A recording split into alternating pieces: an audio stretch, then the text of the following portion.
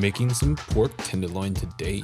Pork tenderloin is incredibly easy to prepare. The only thing you need to watch out for is the silver skin. So trim both tenderloins, and we're going to prepare one of them for a brine overnight. It's going to be a 10% salt brine, and we're going to put 20% pepper in as well. Half the liquid's going to be water and half it's going to be apple juice.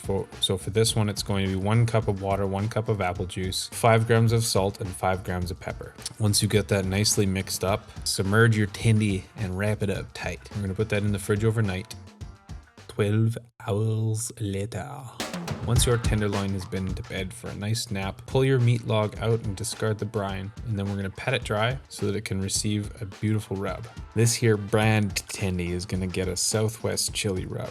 1 teaspoon of chipotle chili powder, 1 teaspoon of paprika, 1 teaspoon of cumin, 1 teaspoon of coriander, a half a teaspoon of oregano, 1/4 teaspoon of true cinnamon, use the good stuff, half a teaspoon of fresh ground black pepper, and half a teaspoon of salt. Next, I'm going to fix up a bit of an Asian style rub for the other unbrined tendy. 1 teaspoon of fresh ground black pepper, 1 teaspoon of kosher salt, half a teaspoon of onion powder, half a teaspoon of garlic powder, half a teaspoon of coriander, 1/8 of a teaspoon of cayenne pepper, 1/4 teaspoon of powdered ginger, and make sure you mix it with your finger. So whatever rub you're using, make sure you coat your meat log from tip to tail.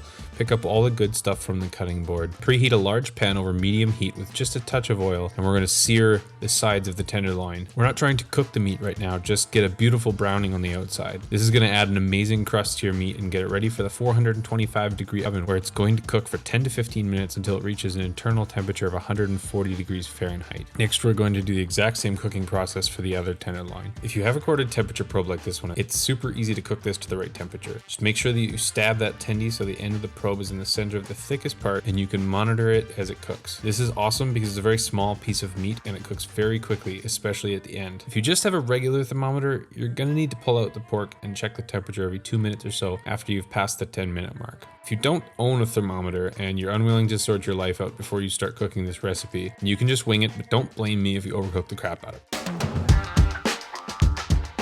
Once you've placed your meat log in a hot box, we're going to put together a simple glaze for the Asian flavored tenderloin. In a pot over medium heat, add 2 tablespoons of butter, melted. Add 1 tablespoon of minced ginger and 2 cloves of minced garlic and stir constantly. You want to cook this down for about 1 minute and then add a 1/4 cup of soy sauce. Continue to stir constantly, adding in 3 tablespoons of honey and 1 teaspoon of grainy mustard. At this point, don't stop stirring, otherwise you'll end up with a disgusting sugary burnt mess. And keep going until it reduces and starts to get sticky. Pull your Asian log out about 10 degrees early at around 130 degrees Fahrenheit so you can brush your glaze on all sides. Make sure you use up all of the glaze, and put it back in the oven until it's 140 degrees Fahrenheit and your glaze has adhered. Once you hit temperature, pull those suckers out of the oven and please let them rest for 10 minutes before you slice into them. Once they've rested, slice them into 1-inch thick medallions and plate them with your favorite sides.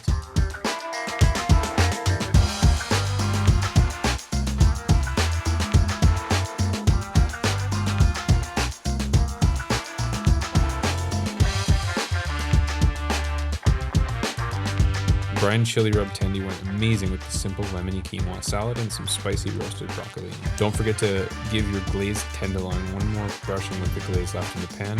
Ta-da!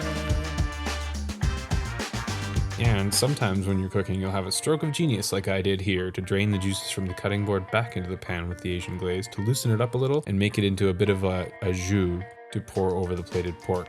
This was incredible with some jasmine rice and steamed edamame beans with smoked salt.